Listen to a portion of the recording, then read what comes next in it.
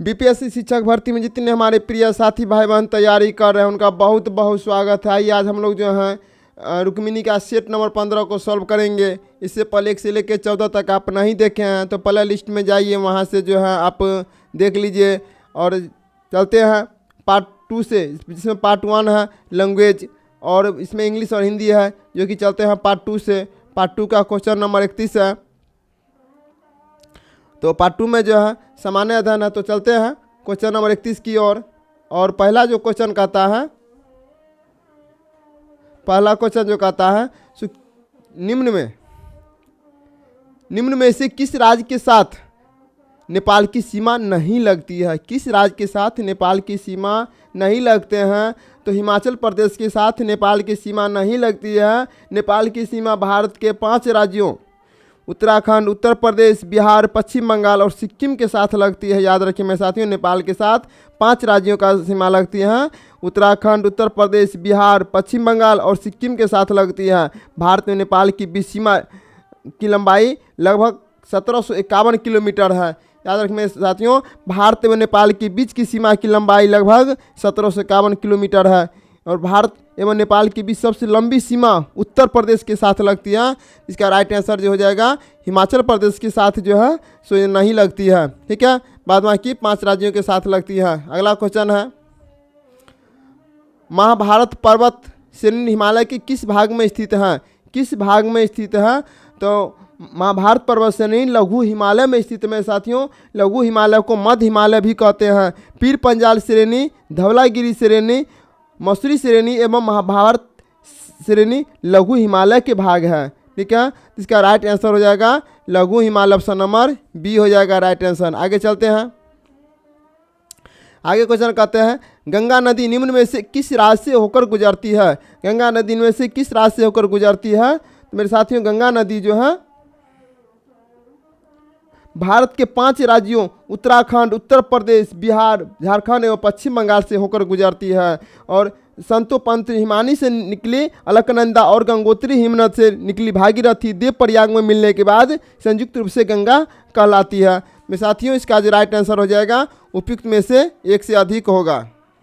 आगे क्वेश्चन है, बेतवा नदी पर निम्न में से कौन सी परियोजना स्थित है? बेतवा नदी में निम्न कौन सी परियोजना है? तो बेतवा नदी में माता टीला परियोजना। मेरे साथियों, इसका राइट आंसर हो जाएगा ऑप्शन नंबर 1 माता टीला परियोजना। और बाणसागर परियोजना सोन नदी पर स्थित है। बाणसागर परियोजना सोन नदी पर स्थित है। दुलहथी परियोजना चेनाब नदी पर स्थित है। इतना याद रखिएगा। ठीक है, आगे चलते हैं। अगला क्वेश्चन कहता है कि कोपेन के ई प्रकार की जलवायु भारत में कहाँ पाई जाती है? कोपेन की ई प्रकार की जलवायु भारत में कहाँ पाई जाती है? इसका जो राइट आंसर हो जाएगा उपयुक्त में से 1 से अधिक हो जाएगा। कोपेन ई प्रकार की जलवायु भारत के जम्मू कश्मीर, लद्दाख, हिमाचल प्रदेश और उत्तराखंड में पाए जाते हैं। लद्दाख, हिमाचल प्रदेश, उत्तराखंड में पाए जाते हैं और जम्मू कश्मीर भी है। इसका राइट आंसर हो जाएगा तीनों में पाए जाते हैं। इसका right answer option number D इसका राइट आंसर हो जाएगा। आगे क्वेश्चन है, इंदिरा गांधी विकास अनुसंधान संस्थान कहाँ स्थित है? मेरे साथी, तो इसका राइट जो आंसर जो हो जाएगा इंदिरा गांधी विकास अनुसंधान संस्थान मुंबई में स्थित है। ठीक है, मुंबई, इसका राइट ऑप्शन हो जाएगा ऑप्शन नंबर बी। आगे चलते हैं। आगे क्वेश्चन कहता है कि दी गई वायुमंडलीय परतों में से किसका घनत्व सबसे कम है? किसका घनत्व सबसे कम है? तो ये हो जाएगा बारही मंडल की घनत्व जो है सबसे कम है। ठीक है, और वायुमंडल की सबसे ऊपरी परत है। कृत्रिम उपग्रह बारही मंडल में ही स्थापित किए जाते हैं। वायुमंडल की इस परत में हाइड्रोजन एवं हीलियम जैसे गैसों की प्रधानता होती है। इस परत के बारे में विशेष शोध लेमन स्पिट्जर ने किया था। ठीक है, वायुमंडल की परत के साथ याद होगा क्षोमंडल, समताप मंडल, मध्यमंडल, आयन मंडल या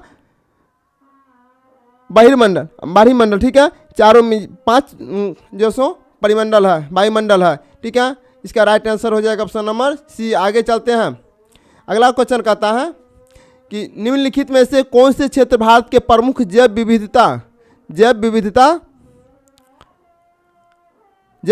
स्थल है? कौन सा जैव विविधता स्थल है? इसका जो राइट आंसर हो जाएगा पश्चिमी घाट हो जाएगा। पश्चिमी घाट भारत के प्रमुख जैव विविधता स्थल है। भारत के 4 जैव विविधता स्थल या हॉट स्पॉट है। तो हिमालय क्षेत्र, इंडो बर्मा क्षेत्र, सुंडा लैंड क्षेत्र और पश्चिमी घाट एवं श्रीलंका क्षेत्र। ठीक है। और किसी प्राकृतिक प्रदेश से पाए जाने वाले जंगली या पालतू जीव जंतुओं एवं पादपों की प्रजातियों की बहुलता को जैव विविधता कहते हैं। मेरे साथ ही राइट होगा इसका ऑप्शन नंबर बी, पश्चिमी घाट। आगे चलते हैं। आगे क्वेश्चन है, उत्तर ध्रुवीय ज्योति के बारे में इनमें से कौन सा कथन सही है? इनमें से कौन सा कथन सही है? तो उत्तर ध्रुवीय ज्योति पृथ्वी के आकाश में दिखाई देने वाला एक सुंदर प्राकृतिक प्रकाश है। सुंदर एक प्राकृतिक प्रकाश है। सामान्यतौर पर रात के समय या सुबह होने से ठीक पहले पृथ्वी के दोनों ध्रुव अर्थात दक्षिणी और उत्तरी ध्रुव के आसमान में हरे लाल और नीले रंग के मिश्र से उत्पन्न प्रकाश की अरोरा कहते हैं। ठीक है। तो ध्रुव के पास अरोरा उत्पत्ति की वजह से उन्हें ध्रुवीय ज्योति, उत्तर ध्रुवीय ज्योति या दक्षिणी ध्रुवीय ज्योति कहलाते हैं। तो इसका जो राइट आंसर हो जाएगा ऑप्शन नंबर डी हो जाएगा, उपयुक्त में से एक से अधिक। आगे क्वेश्चन है, अगला क्वेश्चन कहता है कि 8 अप्रैल 1929 को केंद्रीय विधानसभा में किसने बम फेंका था? किसने बम फेंका था? तो 8 अप्रैल 1929 को केंद्रीय विधानसभा में बटुकेश्वर दत्त और भगत सिंह ने बम फेंका था। बटुकेश्वर दत्त और भगत सिंह ने बम फेंका था। यह मानव हानि रहित बम था। उस समय केंद्रीय विश्वविद्यालय में सार्वजनिक सुरक्षा विधेयक और व्यापार विवाद विधेयक पर तीखी वाद विवाद चल रही थी। ठीक है। तो भगत सिंह और बटुकेश्वर दत्त ने अपनी गिरफ्तारी दी और भगत सिंह ने कहा कि बहरा को सुनाने के लिए कभी कभी बम की धमाके की आवश्यकता होती है। ठीक है। तो आगे चलते हैं। तो इसका राइट आंसर हो जाएगा option number A, Batukeshwar Dutt और भगत सिंह। आगे क्वेश्चन कहता है, निम्नलिखित में से कौन सी क्रांतिकारी पत्रिका विदेश में प्रकाशित नहीं हुई थी? कौन सी पत्रिका विदेश में प्रकाशित नहीं थी? वह युगांतर। युगांतर क्रांतिकारी पत्रिका विदेश में प्रकाशित नहीं हुई थी। युगांतर समाचार पत्र अनुशीलन समिति क्रांतिकारी संगठन से संबंध है और युगांतर समाचार पत्र बद्रीनाथ घोष, भूपेंद्र नाथ दत्त के द्वारा कलकत्ता में निकाला गया था। ठीक है। इसका जो राइट आंसर हो जाएगा ऑप्शन नंबर बी, युगांतर राइट आंसर हो जाएगा। आगे चलते हैं। अगला क्वेश्चन कहता है कि बुलंद दरवाज़ा किस शहर में स्थित है? बुलंद दरवाज़ा किस शहर में स्थित है? मेरे साथ ही तो याद रखिए कि बुलंद दरवाज़ा फतेहपुर सीकरी शहर में स्थित है। किस शहर में स्थित है? तो फतेहपुर सीकरी शहर में स्थित है। तो इसका जो राइट आंसर हो जाएगा ऑप्शन नंबर ई, इसका राइट आंसर हो जाएगा। और बुलंद दरवाज़ा का निर्माण अकबर ने करवाया था। बुलंद दरवाज़ा गुजरात विजय के उपलक्ष्य में बनाया गया था साथियों। गुजरात लक्ष्य के विजय में बनाया गया था और अकबर द्वारा गुजरात पर विजय 1572 में किया गया था। उस समय गुजरात के शासक मुजफ्फर शाह तृतीय था। और फतेहपुर सीकरी 5 महल सबसे महत्वपूर्ण है।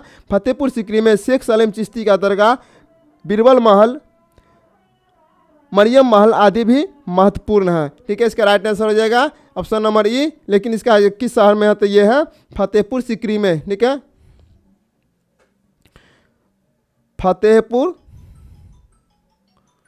फतेहपुर सीकरी इसका राइट आंसर हो जाएगा। आगे चलते हैं। अगला क्वेश्चन है, अगला क्वेश्चन कहता है कि ब्रिटिश संसद के किस अधिनियम के अंतर्गत प्रांतों में जिम्मेदार सरकार का प्रावधान किया गया था? ठीक है। इसका राइट आंसर हो जाएगा 1935 का अधिनियम, ऑप्शन नंबर ए, 1935 के अधिनियम। मेरे साथियों अगला क्वेश्चन है क्वेश्चन नंबर 44, मुस्लिम लीग की स्थापना किस शहर में हुई थी? मुस्लिम लीग की स्थापना किस शहर में हुई थी मेरे साथियों? तो इसका जो राइट आंसर जो हो जाएगा वो हो जाएगा ढाका। कहाँ हुआ था? मुस्लिम लीग की स्थापना जो है ढाके में हुई थी। मुस्लिम लीग 30 दिसंबर 1906 ईस्वी को मुस्लिम लीग की स्थापना ढाका में नवाब सलीमुल्लाह की अध्यक्षता में हुआ था। मुस्लिम लीग की स्थापना का तत्कालीन उद्देश्य मुसलमानों के अधिक से अधिक हित साधा के रूप में कार्य करना था। तो उसके अनुसार इसका राइट आंसर हो जाएगा ऑप्शन नंबर सी। इसका राइट आंसर हो जाएगा ऑप्शन नंबर सी। आगे चलते हैं। अगला क्वेश्चन है कि राजा राम मोहन राय के संबंध में इनमें से कौन सा कथन सही नहीं है? राजा राम मोहन राय के संबंध में इनमें से कौन सा कथन सही नहीं है? तो इसका जो राइट आंसर हो जाएगा, उन्होंने आर्य समाज की स्थापना की थी। ठीक है। उन्होंने ये कथन सही नहीं है। उन्होंने आधुनिक भारत के पुनर्जागरण का अग्रदूत माना जाता है, ये सही है। वह सभी मानवों के सामाजिक समता में विश्वास रखते थे, ये भी सही है। लेकिन उन्होंने आर्य समाज की स्थापना किए थे, ये सही नहीं है। आर्य समाज की स्थापना दयानंद सरस्वती ने 1875 ईस्वी में बम्बई में किया था। ठीक है, इसका राइट आंसर हो जाएगा ऑप्शन नंबर सी। आगे क्वेश्चन है, भारतीय राष्ट्रीय कांग्रेस के कराची अधिवेशन का आयोजन 1931 में किया था, इसकी अध्यक्षता किसने की थी? इसकी अध्यक्षता किसने की थी? तो इसका राइट आंसर हो जाएगा सरदार वल्लभ भाई पटेल। इसका राइट आंसर हो जाएगा सरदार वल्लभ भाई पटेल। भारतीय राष्ट्रीय कांग्रेस की स्थापना कराची के अधिवेशन का आयोजन 1931 में किया गया था, इसकी अध्यक्षता सरदार वल्लभ भाई पटेल ने किया था। अगला क्वेश्चन है, डैश का नाम गदाधर चट्टोपाध्याय था? ठीक है, तो इसका राइट आंसर होता है Ramakrishna Paramahamsa, option number C इसका राइट आंसर हो जाएगा। अगला क्वेश्चन है, पूना समझौता, पूना समझौता का संबंध किससे था? पूना समझौता का संबंध किससे था? तो इसका राइट आंसर है पिछड़े वर्गों के लिए चुनावी सीटों का आरक्षण। ठीक है, इसका राइट ऑप्शन नंबर हो जाएगा ए, इसका राइट आंसर हो जाएगा। आगे क्वेश्चन है मेरे साथियों कि जब कैबिनेट मिशन भारत आया था तो इंग्लैंड में कौन सा राजनीतिक दल का सत्ता था? कौन सा राजनीतिक दल का सत्ता था? तो उस समय जो था मेरे साथियों वह लेबर पार्टी का सत्ता था। किस दल का सत्ता था? तो लेबर पार्टी की सत्ता था, ऑप्शन नंबर सी इसका राइट आंसर हो जाएगा। 1945 ईस्वी में ब्रिटेन में लेबर पार्टी सरकार बनाने में सफलता अर्जित की थी। ठीक है, और फरवरी 1946 में एटनी ने भारत कैबिनेट मिशन भेजने की घोषणा की। कैबिनेट मिशन दिल्ली 24 मार्च 1946 में आया और कैबिनेट मिशन की अध्यक्षता पर पैथिक लॉरेंस था। ठीक है, अध्यक्ष सर पैथिक लॉरेंस था। ठीक है, इसका राइट आंसर हो जाएगा ऑप्शन नंबर सी। आगे चलते हैं, निम्नलिखित में से किस अनुच्छेद में यह प्रावधान किया गया है कि राष्ट्रपति के आदेश के द्वारा एक अंतर्राज्यीय परिषद का गठन किया जा सकता है? ठीक है, तो इसका जो राइट आंसर हो जाएगा अनुच्छेद 263, ऑप्शन नंबर सी इसका राइट आंसर हो जाएगा। आगे क्वेश्चन है, एक संख्या में 25% की कमी आ सकती है और फिर 25% की वृद्धि की जाती है, उसमें हुई शुद्ध प्रतिशत वृद्धि या प्रतिशत कमी ज्ञात करें। तो इसका राइट जो आंसर हो जाएगा ऑप्शन नंबर सी 6.1/4% की कमी होगा, ऑप्शन नंबर इसका राइट सी हो जाएगा। आगे क्वेश्चन है कि 15,600 की धनराशि पर 12% वार्षिक ब्याज दर से 9 माह का चक्रवृद्धि ब्याज ज्ञात कीजिए, जबकि ब्याज गणना त्रैमासिक चक्रवृद्धि ब्याज आधार पर की जाती है। तो इसका जो राइट आंसर हो जाएगा ऑप्शन नंबर 20 का राइट आंसर हो जाएगा 1446.54। आगे चलते हैं, एक पंखे का अंकित मूल्य 1780 है और इसे 1655.40 में बेचा जाता है, दी गई प्रतिशत छूट कितनी होगी? तो इसका जो राइट आंसर हो जाएगा 7%, ऑप्शन नंबर ए इसका राइट आंसर हो जाएगा। आगे चलते हैं, अगला क्वेश्चन है कि समान लंबाई की 2 ट्रेनें ए और बी समानांतर पटरियों पर एक ही दिशा में क्रमशः 64.8 किलोमीटर प्रति घंटा और 50.4 किलोमीटर प्रति घंटा की चाल से चल रही है। ट्रेन ए ट्रेन बी को 1 मिनट में पार करती है, प्रत्येक ट्रेन की लंबाई मीटर में ज्ञात करें।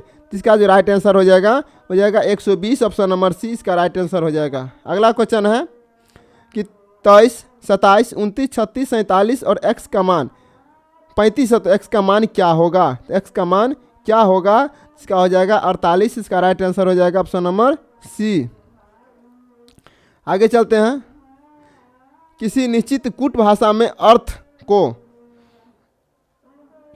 को इतना भाषा में लिखा जाता है तो उसी भाषा में ऑर्बिट को कैसे लिखा जाएगा? तो इसका राइट आंसर जो हो जाएगा ये हो जाएगा ऑप्शन नंबर सी इसका राइट आंसर हो जाएगा। ठीक है, आगे चल, बस मैथ का कुछ है, ज़्यादा नहीं है, मैथ रीजनिंग मिला के 10 गो है, उससे ज़्यादा नहीं है मेरे साथियों। तो आंसर बता देते हैं। आगे क्वेश्चन है, ए अकेला एक कार्य को 6 दिन में पूरा कर सकता है तथा बी अकेला समान कार्य को 8 दिन में पूरा कर सकता है। ए तथा बी दोनों मिलकर समान कार्य को कितने दिनों में पूरा कर सकते हैं? तो इसका राइट आंसर हो जाएगा option number option number C हो जाएगा। ठीक है, आगे चलते हैं, सॉरी इसका सी नहीं होगा मेरे साथियों, इसका ए हो जाएगा, इसका राइट आंसर ऑप्शन नंबर ए हो जाएगा। आगे चलते हैं, निम्नलिखित में से श्रृंखला प्रश्न चिन्ह के स्थान पर कौन सा संख्या आएगी? प्रश्न चिन्ह के स्थान पर कौन संख्या आएगी? तो यह आएगी 222। ठीक है, 222 ऑप्शन नंबर ए इसका राइट आंसर हो जाएगा।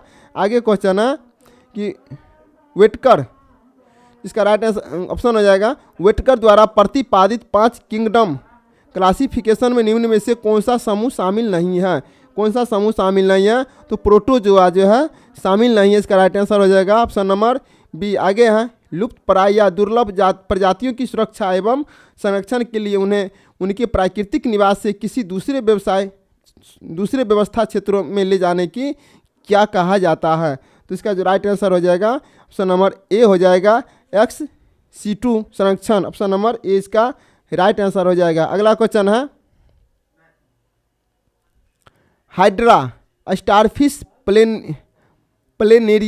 प्लेनेरिया निम्न में से किस प्रक्रिया द्वारा उत्पन्न होते हैं?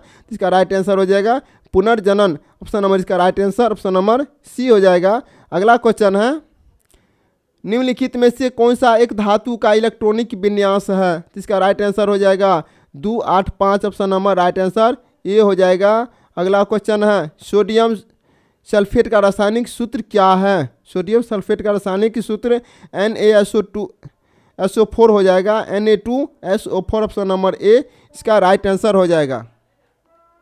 अगला क्वेश्चन है आवृत बीजी पौधे की पत्तियों में डैश प्रकार की शीरा रचना मेंशन होती है? तो इसका राइट आंसर हो जाएगा 2, ऑप्शन नंबर बी इसका राइट आंसर हो जाएगा। अगला क्वेश्चन है आगे क्वेश्चन कहता है किसी माध्यम की प्रकाश को परावर्तित करने की क्षमता को इसके डैश द्वारा भी व्यक्त किया जा सकता है। किसके द्वारा व्यक्त किया जा सकता है? तो ये हो जाएगा प्रकाश घनत्व, ऑप्शन नंबर ए इसका राइट आंसर हो जाएगा। आगे चलते हैं। अगला क्वेश्चन है बल गुने विस्थापन डैश के बराबर होता है? बल गुने विस्थापन कार्य के बराबर होता है, इसका right answer option number C हो जाएगा। अगला क्वेश्चन है मिस वर्ल्ड 2023 प्रतियोगिता का आयोजक देश है? इसका राइट आंसर हो जाएगा भारत, ऑप्शन नंबर ए इसका भारत हो जाएगा। अगला क्वेश्चन है मध्य प्रदेश में आयोजित खेलो इंडिया यूथ गेम्स 2023 में आकाश कुमार ने किस खेल में स्वर्ण पदक जीता था? किस खेल में स्वर्ण पदक जीता था? तो वो था तलवारबाजी में, ऑप्शन नंबर सी इसका राइट आंसर हो जाएगा। अगला क्वेश्चन है जुलाई 2023 में कौन सा देश संघाई सहयोग संगठन का अस्थायी सदस्य बना है? तो इसका राइट आंसर हो जाता है ईरान, ऑप्शन नंबर ए ईरान हो जाता है राइट आंसर। आगे चलते हैं। इस पार्ट का लास्ट क्वेश्चन है विश्व स्वास्थ्य संगठन ने किस देश को रूबेला मुक्त घोषित किया है? किस देश को मुक्त किया है? इसका राइट आंसर हो जाएगा तिमोर लेस्टे, ऑप्शन नंबर ए इसका राइट आंसर हो जाएगा। आगे चलते हैं। अगला है पार्ट थर्ड हो जाता है सामाजिक विज्ञान मेरे साथियों, और इसमें कुल टोटल 80 प्रश्न है। इसमें कुल जो है 80 प्रश्न है इसका, और वो जो बताए थे वो है 40 प्रश्न। टोटल 120 प्रश्न का यहाँ जवाब हमें देना है, लेकिन 60 हो गया है, 80 देना है मेरे साथियों। अगर चैनल पर पहली बार है तो लाइक कर दीजिएगा, सब्सक्राइब कर दीजिएगा और अपने दोस्तों को भी शेयर कर दीजिएगा। ठीक है, तो चलते हैं क्वेश्चन नंबर 71 से। सामाजिक अध्ययन सामाजिक विज्ञान निम्नलिखित में से किसका निर्माण शाहजहां द्वारा नहीं करवाया गया था? किसके द्वारा शाहजहां द्वारा निर्माण नहीं कराया गया था? तो बुलंद दरवाजा का निर्माण शाहजहां द्वारा नहीं करवाया गया था, तो इसका राइट आंसर हो जाएगा ऑप्शन नंबर बी। इसका right answer option number B हो जाएगा। अगला क्वेश्चन है निम्नलिखित में से कौन सा कथन नेताजी सुभाष चंद्र बोस से संबंधित नहीं है? इसका राइट आंसर जो हो जाएगा मेरे साथियों वह संविधान की मसौदा समिति के सदस्य थे, ये राइट आंसर हो जाएगा। वो सुभाष चंद्र बोस से संबंधित नहीं थे, तो राइट आंसर हो जाएगा ऑप्शन नंबर सी। इनमें से किस आंदोलन का नेतृत्व महात्मा गांधी ने नहीं किया था? किस आंदोलन महात्मा गांधी ने नहीं किया था? तो ये बरदौली सत्याग्रह 1928 जो है इसमें महात्मा गांधी ने नेतृत्व नहीं किया था। बरदौली सत्याग्रह सरदार वल्लभ भाई पटेल के नेतृत्व में किया गया था। ठीक है, और बरदौली गुजरात के सूरत जिले में स्थित है, याद रखिए मेरे साथियों, यह गुजरात के सूरत जिले में स्थित है। इसका राइट आंसर हो जाएगा ऑप्शन नंबर ए। ठीक है, ऑप्शन नंबर ए इसका राइट आंसर हो जाएगा। आगे क्वेश्चन है, अगला क्वेश्चन कहता है कि सिंधु घाटी सभ्यता के किस शहर का शाब्दिक अर्थ मृतकों का टीला होता है? ठीक है, मृतकों की टीला होता है, तो इसका ऑप्शन हो जाएगा ऑप्शन नंबर ई कि मृतकों की टीला जो होता है मोहनजोदड़ो का होता है। किसका होता है? मोहनजोदड़ो का, मोहनजोदड़ो का। ठीक है, मोहनजोदड़ो का इसका राइट आंसर होता है। इसका मोहनजोदड़ो का अर्थ होता है मृतकों का टीला। ऑप्शन नंबर ई राइट आंसर हो जाएगा। आगे क्वेश्चन है, बौद्ध धर्म से संबंधित प्रख्यात भवन संरचना धामिक प्रस्तुत का स्तूप का निर्माण मूलतः डैश वंश के शासन काल के दौरान कराया गया था। तो इसका जो राइट आंसर हो जाएगा ये हो जाएगा मौर्य वंश। ठीक है, राइट आंसर हो जाएगा मौर्य वंश। आगे क्वेश्चन है कि शेरशाह सूरी का मकबरा डैश में स्थित है। तो शेर सूरी का मकबरा जो है यह सासाराम में स्थित है। ऑप्शन नंबर सी इसका राइट आंसर है। आगे चलते हैं, और शेरशाह सूरी का बचपन का नाम फरीद खां था। वह सूरवंश से संबंधित था और उनके इसके समय में पैदावार का लगभग सरकार लगान के रूप में वसूली करती थी। कितना? लगभग भाग उसको सरकार लगान के रूप में वसूली करती थी। आगे चलते हैं, अगला क्वेश्चन है, भारत में पहला समाचार पत्र किसने शुरू किया था? भारत में पहला समाचार पत्र जो है जेम्स ए हिक्की ने शुरू किया था और यह समाचार पत्र 1780 में किया गया था। ठीक है, 1780 बंगाल गजट समाचार पत्र 1780। इसका राइट आंसर हो जाएगा ऑप्शन नंबर सी। अगला क्वेश्चन चलते हैं, आगे क्वेश्चन कहता है कि इनमें से किसे ब्रिटिश भारत में लोक सेवा आयोग का जनक माना जाता है? लोक सेवा आयोग का जनक माना जाता है तो ये हो जाएगा लॉर्ड कॉर्नवालिस। लॉर्ड कॉर्नवालिस को ब्रिटिश भारत में लोक सेवा का जनक माना जाता है। ठीक है, ऑप्शन नंबर सी इसका राइट आंसर हो जाएगा। अगला क्वेश्चन है, राजा राम मोहन राय ने किस बंगाल अखबार की स्थापना करने के साथ साथ उसका संपादन भी किया था? तो इसका जो राइट आंसर जो हो जाएगा वो हो जाएगा संवाद कौमुदी। ऑप्शन नंबर बी संवाद कौमुदी। आगे चलते हैं, चीनी यात्री वेंगसांग किसके शासनकाल में भारत आया था? वेंगसांग किसके शासनकाल में भारत आया था? तो वह आया था हर्षवर्धन के शासनकाल में। ठीक है, उसका राइट आंसर हो जाएगा ऑप्शन नंबर सी। हर्षवर्धन जो है 7वीं शताब्दी में भारत आया था तथा लगभग 16 वर्षों तक भारत में रहा था। और वेंगसांग का यात्रा विवरण जो है सी युकी नाम से प्रसिद्ध है। सी युकी और हर्षवर्धन की 2 मुहरें नालंदा तथा सोनपत हरियाणा के सोनीपत से प्राप्त हुई है। और सोनपत मोहर हर्ष का पूरा नाम है हर्षवर्धन प्राप्त होता है। ऑप्शन नंबर सी का राइट आंसर होता है। आगे चलते हैं, मृच्छकटिकम नामक साहित्यिक कृति के लेखक कौन थे? इसका जो राइट आंसर हो जाएगा ये शूद्रक। इसका राइट आंसर हो जाएगा ऑप्शन नंबर सी। आगे चलते हैं, अगला क्वेश्चन कहता है, तख्त ए अकबरी नामक मंच जहां पर अकबर का सम्राट के रूप में राज्याभिषेक किया गया था किस राज्य में स्थित है? किस राज्य में स्थित है? तो यह पंजाब राज्य में स्थित है। ऑप्शन नंबर बी इसका राइट आंसर हो जाएगा। आगे क्वेश्चन है कि नीचे दिए गए शासकों का सही कालानुक्रम क्या है? तो इसको सजाना है मेरे साथियों। इसको सजाना है कैसे? सो देखिए, तो इसको सजाना है, तो इसको सजाना जो है इसको ऑप्शन पहले आया था महमूद गजनवी। ठीक है, मजनवी काल हो जाएगा पहला। उसके बाद हो जाएगा मोहम्मद गोरी। उसके बाद हो जाएगा चंगेज खां। ठीक है, 3 नंबर चंगेज खां और 4 नंबर हो जाएगा तैमूर। तो इसका उसके अनुसार से राइट आंसर हो जाएगा ऑप्शन नंबर सी। आगे चलते हैं, इनमें से कौन सा पाषाण युग के 3 प्रमुख कालों के अंतर्गत नहीं आता है? तो इसका जो राइट आंसर हो जाएगा वो जाएगा ताम्रपाषाण। ताम्रपाषाण ऑप्शन नंबर इसका राइट आंसर हो जाएगा। काकोरी कांड की घटना किस वर्ष हुई थी? काकोरी कांड की घटना किस वर्ष हुई थी मेरे साथियों? तो यहाँ पर क्वेश्चन काकोरी कांड घटना किस वर्ष हुई?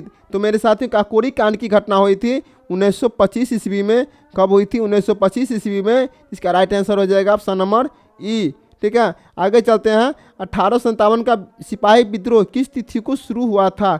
किस तिथि को शुरू हुआ था? तो ये 1857 विद्रोह का सिपाही विद्रोह जो था वह 10 मई को शुरू हुआ था। 10 मई 1857। तो यहाँ पर कोई ऑप्शन नहीं है, 10 मई। ठीक है, 10 मई 1857 को शुरू हुई थी। तो इसका राइट आंसर हो जाएगा ऑप्शन नंबर ई, 10 मई 1857। आगे चलते हैं, और 1857 क्रांति के समय भारत का गवर्नर जनरल जो है लॉर्ड कैनिंग था एवं इंग्लैंड के प्रधानमंत्री पामर्स्टन थे। क्या, आगे चलते हैं। अगला क्वेश्चन कहता है कि हुमायूं और शेरशाह सूरी के बीच चौसा का युद्ध किस वर्ष में लड़ा गया था। तो चौसा का युद्ध जो मेरे साथियों यह लड़ा गया था 1939 में। चौसा का युद्ध 1939 ईस्वी में लड़ा गया था और यह हुमायूं और शेरशाह सूरी के बीच का चौसा का युद्ध था। और शेरशाह सूरी बिलग्राम युद्ध जो है 1540 ईस्वी में हुई थी, 1540 में हुई थी बिलग्राम युद्ध, और 1939 में हुई थी चौसा का युद्ध। राइट आंसर हो जाएगा। आगे चलते हैं। अगला क्वेश्चन कहता है कि निम्नलिखित घटनाओं को उनके कालक्रमानुक क्रम में अव्यवस्थित करें। तो इसका जो राइट आंसर हो जाएगा, पहले इसको दर्शाना है कि चंपारण सत्याग्रह, ठीक है, पहले इसको दर्शाना है चंपारण। चंपारण हुआ था 1917 में। चंपारण 1917 में। जलियांवाला हत्याकांड 13 अप्रैल 1919 ईस्वी को खिलाफत आंदोलन हुआ था। खिलाफत आंदोलन 1919-22 में, ठीक है, 1919-22 में। इरविन समझौता हुआ था 5 मार्च 1931 को, 5 मार्च 1931 को। और भारत छोड़ो आंदोलन हुआ था, भारत छोड़ो आंदोलन 8 अगस्त 1942 को, ठीक है, 8 अगस्त 1942 ईस्वी को हुई थी। इसका राइट आंसर हो जाएगा उसके अनुसार ऑप्शन नंबर बी इसका राइट आंसर हो जाएगा। अगला क्वेश्चन है, निम्नलिखित में से कौन सा राष्ट्र द्वितीय विश्व युद्ध में मित्र राष्ट्रों की समूह का सदस्य था। मित्र राष्ट्रों का समूह का सदस्य था, तो ये हो जाएगा यूएसए। यूएसए द्वितीय विश्व युद्ध में मित्र राष्ट्रों समूह का सदस्य था। और द्वितीय विश्व युद्ध 1939 से 45 के बीच होने वाला एक सशस्त्र विश्वव्यापी संघर्ष था। इस युद्ध में 2 प्रमुख प्रतिद्वंदी गुट धुरी शक्तियाँ इटली, जापान तथा मित्र राष्ट्र के उधर से थे फ्रांस, ग्रेट ब्रिटेन, संयुक्त राज्य अमेरिका, सोवियत संघ शामिल थे। इसका जो राइट आंसर हो जाएगा ऑप्शन नंबर बी यूएसए। आगे चलते हैं। कागज़ का आविष्कार किसने किया था। कागज़ का आविष्कार किसने किया था। तो ये किए थे के लून ने। तो कागज़ का आविष्कार के लून ने किया था। और के लून ने लगभग 202 ईसा पूर्व में हॉन राजवंश के समय कागज़ का आविष्कार किया गया था। कागज़ का आविष्कार सर्वप्रथम चीन में ही हुआ था और चीन के बाद भारत में सर्वप्रथम कागज़ का निर्माण और उपयोग किया गया। तो इसका राइट आंसर हो जाएगा ऑप्शन नंबर ए के लून। आगे चलते हैं। अगला क्वेश्चन है कि निम्नलिखित में से इनमें से कौन गोल्डमैन पर्यावरण पुरस्कार विजेता नहीं है। ग्रीन लोबिन पुरस्कार का, ठीक है, कौन सा नहीं है। इसका जो राइट आंसर हो जाएगा ऑप्शन नंबर सी वंदना शिवा गोल्डमैन पर्यावरण पुरस्कार विजेता नहीं है। गोल्डमैन पर्यावरण पुरस्कार सैन फ्रांसिस्को के गोल्डमैन पर्यावरण फाउंडेशन द्वारा हर वर्ष जमीनी स्तर पर काम करने वाले पर्यावरण कार्यकर्ताओं को दिया जाता है। तो राइट आंसर हो जाएगा ऑप्शन नंबर सी वंदना शिवा। अगला क्वेश्चन है,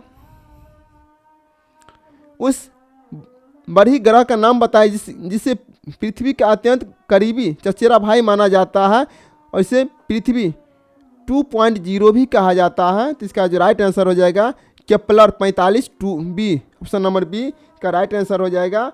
और केपलर 45 2b की खोज नासा के केपलर स्पेस टेलीस्कोप से की गई थी। तो नासा ने केपलर 45 2b के खोज घोषणा 23 जुलाई 2015 को हुई थी। इसकी कब हुई थी घोषणा 23 जुलाई 2015 ईस्वी को हुई थी, ठीक है, 2015 ईस्वी को घोषणा हुई थी।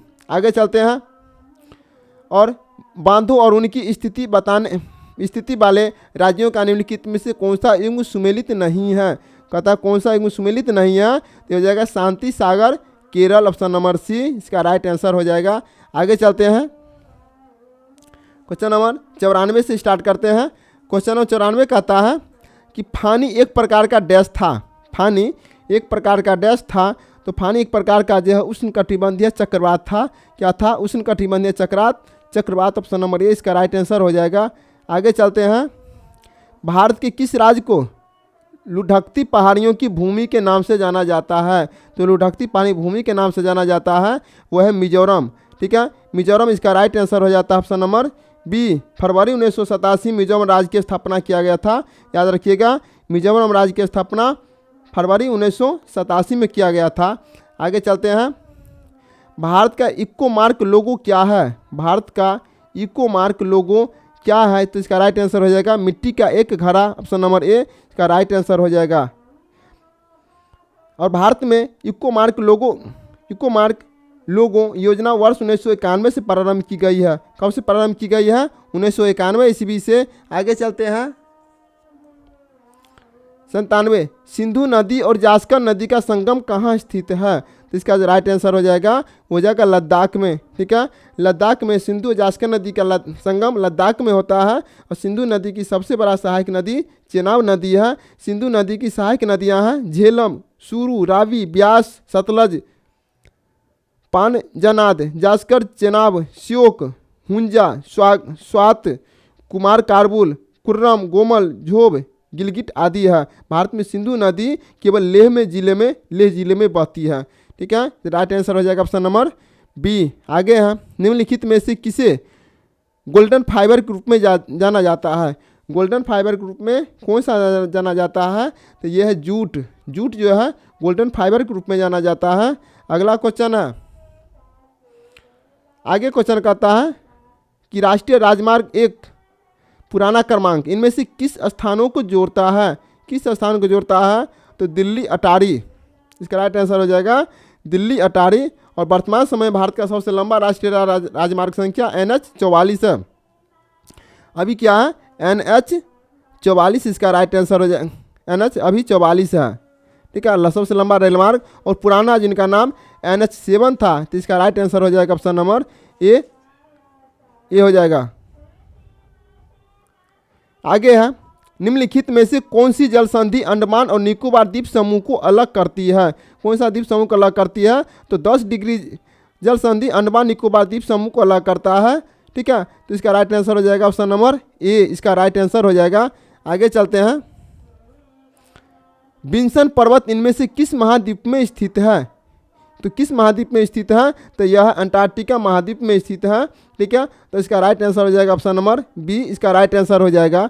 अगला क्वेश्चन है, जियोग्राफिका शब्द किसके द्वारा गढ़ा था?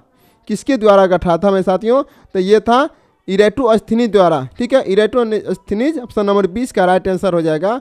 आगे है सूर्य के बाह्यतम क्षेत्र को किस नाम से जाना जाता है?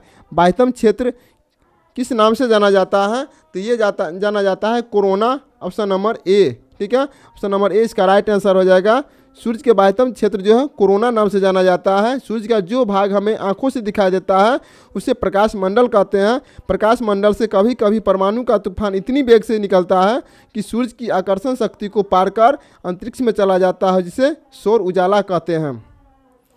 आगे है निम्नलिखित में से कौन सी नदी बंगाल की खाड़ी में गिरती है? कौन सी नदी बंगाल की खाड़ी में गिरती है? तो कावेरी नदी बंगाल की खाड़ी में गिरती है। ऑप्शन नंबर बी इसका राइट आंसर हो जाएगा। ऑप्शन नंबर बी इसका राइट आंसर बंगाल की खाड़ी।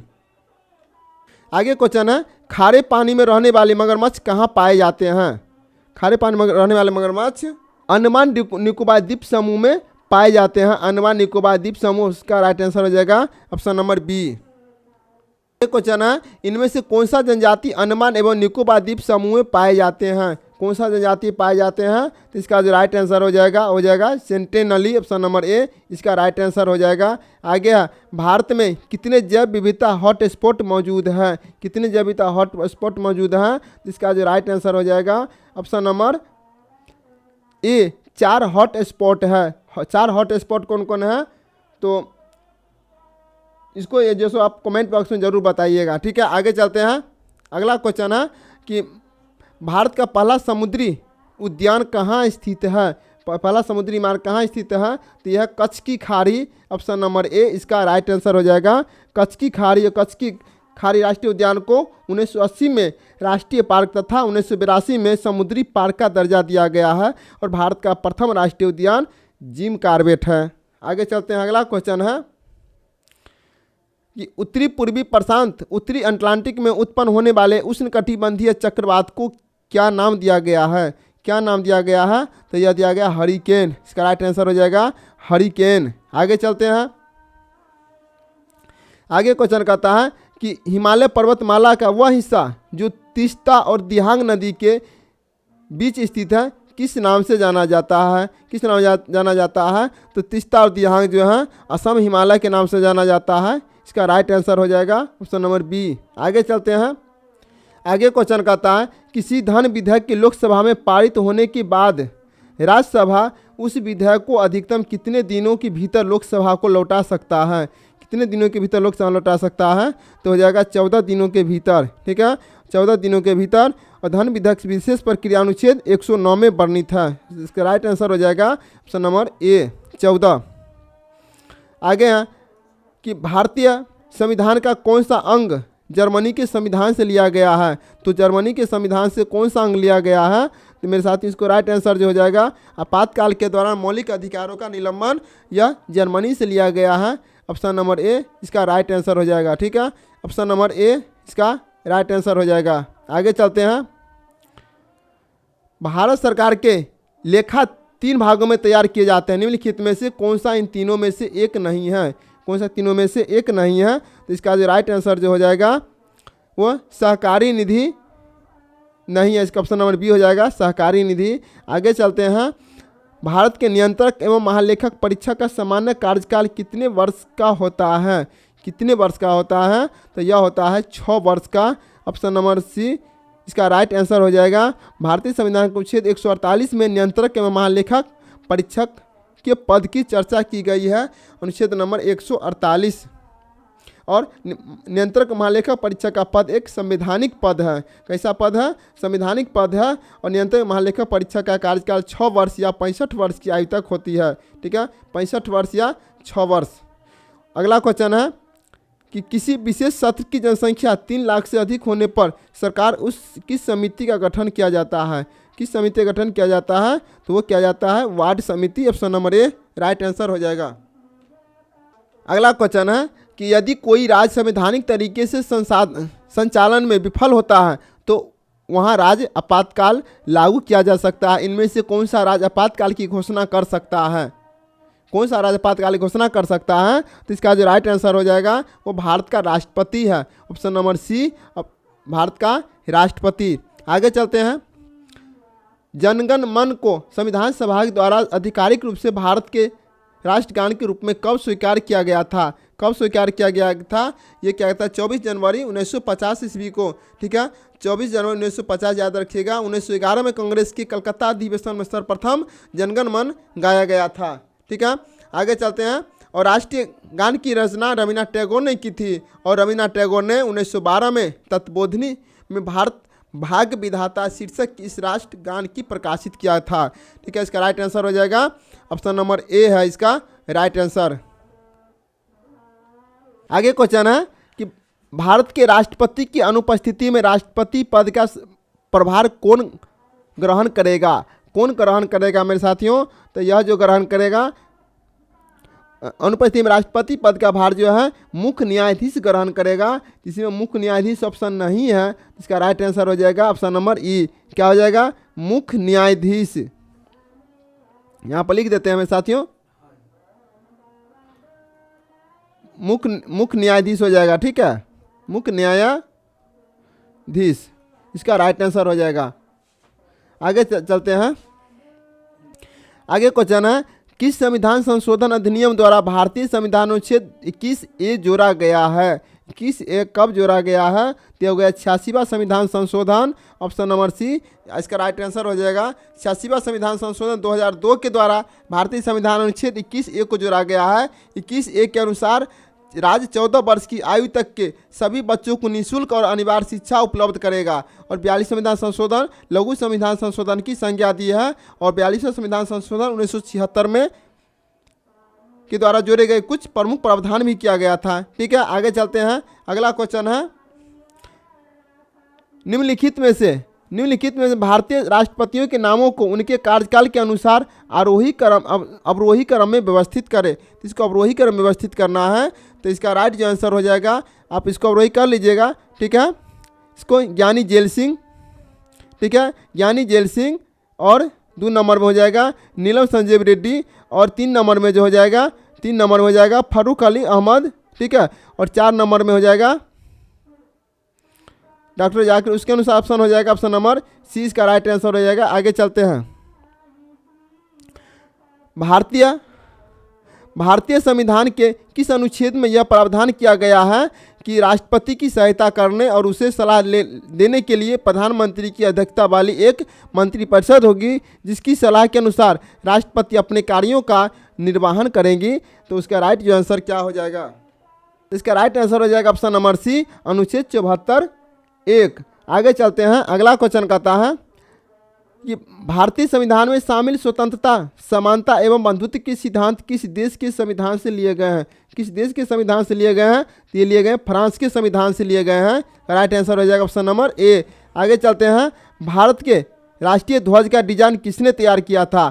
तो पिंगली वेंकैया ने इसका ध्वज तैयार किया था। इसका राइट आंसर जो हो जाएगा ऑप्शन नंबर सी। और भारत के ध्वज राष्ट्रीय पिंगली वेंकैया ने 1931 में कांग्रेस अधिवेशन अखिल भारतीय सम्मेलन में केसरिया, सफ़ेद और हरे तीनों रंग का बने ध्वज स्वीकार किया गया था। कब स्वीकार किया गया था? 1931 में। ठीक है, राइट आंसर हो जाएगा ऑप्शन नंबर सी। आगे चलते हैं, अगला क्वेश्चन है कि निम्नलिखित में से किसी भारतीय संविधान में मौलिक अधिकार के रूप में सूचीबद्ध नहीं है? ठीक है, तो ऑप्शन पर चलते हैं। कहता है संभाषण का अधिकार, संस्कृत शिक्षा का संबंधी अधिकार, समानता का अधिकार, इनमें से कोई नहीं। इसका जो राइट आंसर हो जाएगा वो हो जाएगा संभाषण का अधिकार, मतलब भाषण, ऑप्शन नंबर ए इसका राइट आंसर हो जाएगा। ठीक है, आगे चलते हैं।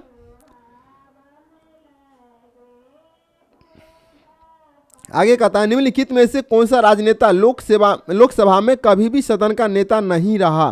कौन सा कभी भी सदन का नेता नहीं रहा? तो इसका जो राइट आंसर हो जाएगा श्री मनमोहन सिंह। ठीक है, श्री मनमोहन सिंह इसका राइट आंसर हो जाएगा। आगे चलते हैं, यहाँ पर जो है डॉक्टर मनमोहन सिंह राजस्थान राज्य की राज्यसभा के लिए निर्वाचित हुए। इससे पूर्व असम से लंबी अवधि तक राज्यसभा के प्रतिनिधित्व किए थे। ठीक है, आगे चलते हैं, अगला क्वेश्चन है अनुच्छेद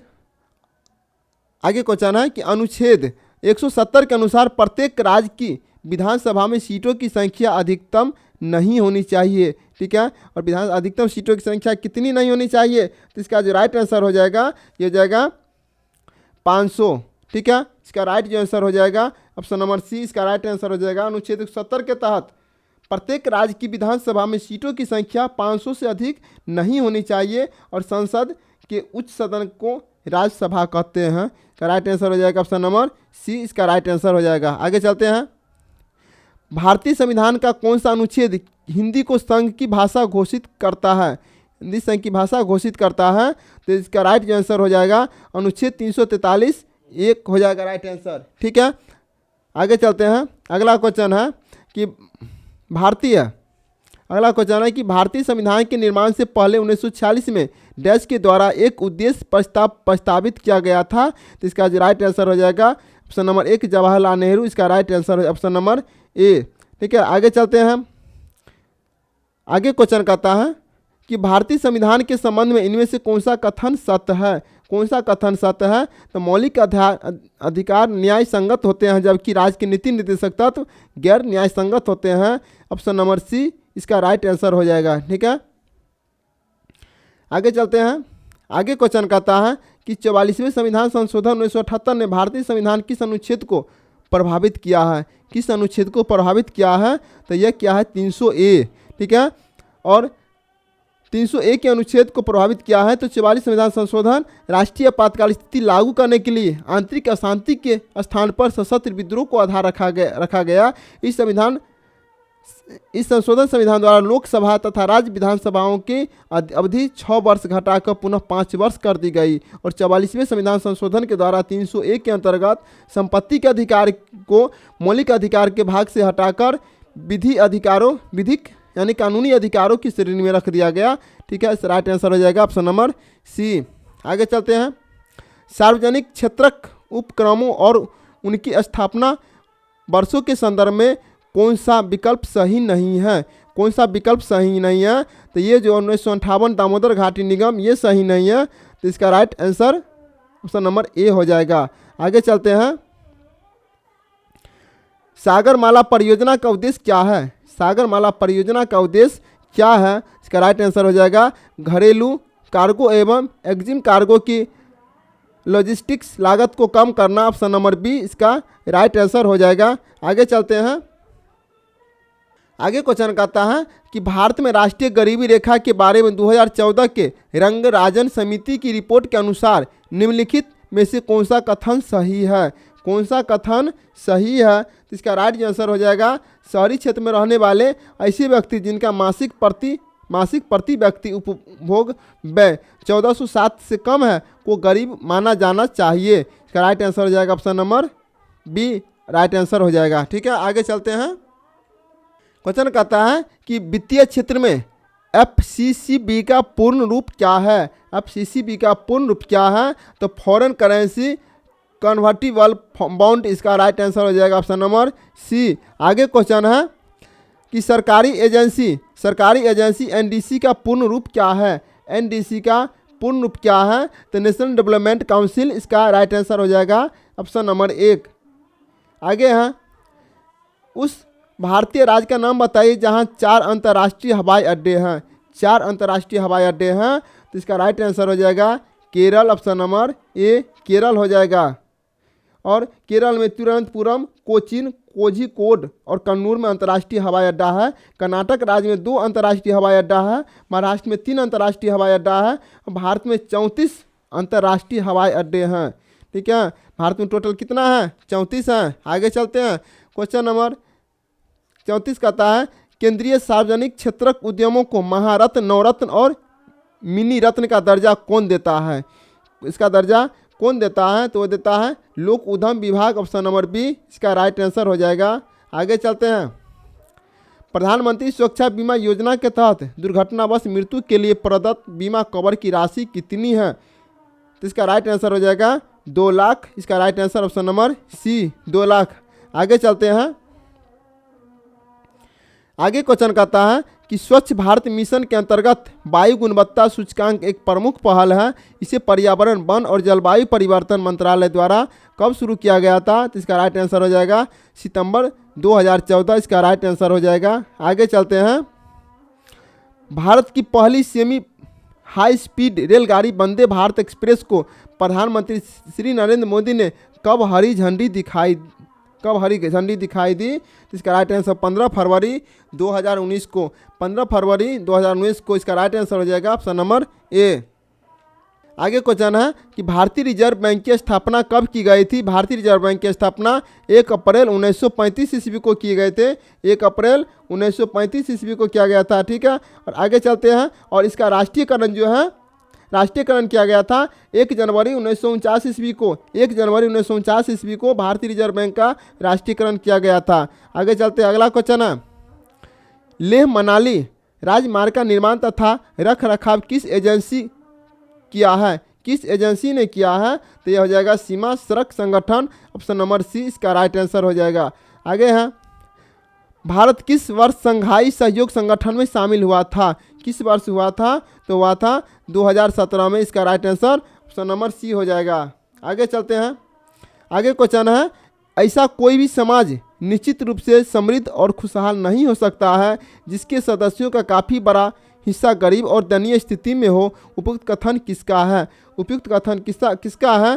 दिया जाएगा एडम स्मिथ इसका राइट आंसर हो जाएगा। आगे चलते हैं। अगला क्वेश्चन है भारत में Tata iron and steel company limited TISCO की स्थापना किस वर्ष हुई थी? टिस्को की स्थापना किस वर्ष हुई थी? तो वह हुई थी 1907 ईस्वी में। इस कंपनी को 2000 ईस्वी में दुनिया में सबसे कम लागत इस्पात बनाने वाले कंपनी का खिताब मिला है। यह टाटा समूह की प्रमुख कंपनी है। इसका मुख्यालय मुंबई में स्थित है और भारत में लोहा इस्पात कारखाना का वास्तविक शुरुआत टिस्को की स्थापना से माना जाता है। द्वितीय पंचवर्षीय योजना में भारी उद्योग को सर्वोच्च प्राथमिकता दिया गया। ठीक है, तो इसका राइट आंसर हो जाएगा ऑप्शन नंबर सी 1907। आगे है निम्नलिखित में से भारत में कौन सा जीएसटी रेट स्लैब नहीं है? कौन सा जीएसटी रेट स्लैब नहीं है? तो इसका जो राइट आंसर हो जाएगा ये 10% रेट स्लैब नहीं है। तो भारत में जीएसटी रेट स्लैब 10% नहीं है। भारत में जीएसटी टैक्स स्लैब है 0%, 5%, 12%, 18% और 28%। भारत में जीएसटी सर्वप्रथम उल्लेख वित्त मंत्री ने संसद में 2006-07 में बजट में किया और जीएसटी पर क्लेरिकल समिति बनाया गया था और जीएसटी दिवस 1 जुलाई को मनाया जाता है। ठीक है, और जीएसटी सर्वप्रथम लागू 1954 में फ्रांस में किया गया था और जीएसटी काउंसिल के अध्यक्ष भारत सरकार के वित्त मंत्री होते हैं। कौन होते हैं? वित्त मंत्री होते हैं। आगे चलते हैं, अगला क्वेश्चन है नाबार्ड की स्थापना किस वर्ष हुई थी? नाबार्ड की स्थापना किस वर्ष हुई थी? तो यह हुई थी 1982 में। ठीक है, और NABARD national bank for agriculture and rural development, NABARD की स्थापना 12 जुलाई 1982 ईस्वी को शिव रमन समिति की संस्तुति के आधार पर की गई थी। यह देश में कृषि एवं ग्रामीण विकास हेतु वित्त उपलब्ध कराने वाले शीर्ष संस्था है। इसका मुख्यालय मुंबई में स्थित है। इसका राइट आंसर हो जाएगा ऑप्शन नंबर सी, इसका राइट आंसर हो जाएगा। ठीक है, आगे चलते हैं, अगला क्वेश्चन है इनमें से किसे भारतीय योजना का वास्तुकार माना जाता है? किसे भारतीय योजना का वास्तुकार माना जाता है? तो यह है पीवी महालनोबिस, पीवी महालनोबिस। ठीक है, ऑप्शन नंबर बी इसका राइट आंसर हो जाएगा। अगला क्वेश्चन है कि किस भारतीय अधिनियम के तहत केंद्रीय अन्वेषण ब्यूरो को वन्य जीवों को नुकसान पहुंचाने वाले अपराधियों को पकड़ने तथा उन पर मुकदमा चलाने का अधिकार प्रदान किया गया? तो इसका जो राइट आंसर हो जाएगा वो हो जाएगा ऑप्शन नंबर बी, वन्य जीव अधिनियम 1972। इसका राइट आंसर हो जाएगा ऑप्शन बी। और इस पार्ट का लास्ट क्वेश्चन मेरे साथियों बताइएगा कि टोटल 120 अंक में कुल कितना मार्क्स आया। और मेरे साथियों चैनल पर नए हैं तो लाइक कर दीजिएगा, सब्सक्राइब कर दीजिएगा, अपने दोस्तों को शेयर कर दीजिएगा। तो इस सेट का लास्ट क्वेश्चन कहता है, ठीक है, भारत में एकीकृत बाल विकास सेवा का आरंभ किस वर्ष किया गया था? मेरे साथियों किस वर्ष किया गया था? तो यह किया गया था 1975 में। एकीकृत बाल विकास सेवा का उद्देश्य 0 से 6 वर्ष आयु में बच्चों की पोषण और स्वास्थ्य मृत्यु दर में सुधार करना है। बाल विकास को बढ़ावा देने के लिए आंगनबाड़ी केंद्र की स्थापना किया गया। ठीक है, एकीकृत बाल विकास परियोजना के अंतर्गत प्रधानमंत्री मातृ वंदन योजना, मातृत्व लाभ कार्यक्रम, राष्ट्रीय पोषण मिशन आदि योजनाएं आती है। वर्ष 2021-22 के बजट में आंगनबाड़ी कार्यक्रम के लिए 24,435 करोड़ रुपये और मिशन पोषण 2.0 के लिए 20,105 करोड़ रुपये दिया गया। इसका जो राइट आंसर हो जाएगा ऑप्शन नंबर सी, इसका राइट आंसर हो जाएगा। मेरे साथियों कमेंट बॉक्स में ज़रूर बताइएगा कि 120 अंक में कुल कितना मार्क्स आया। और समय कम है, आप लोग पता होगा कि रूटीन भी निकल गया है, तो समय को देखते अच्छे से तैयारी कीजिए। तो फिर मिलेंगे मेरे साथियों अगले नेक्स्ट क्लास में। तो जय हिंद, वंदे मातरम।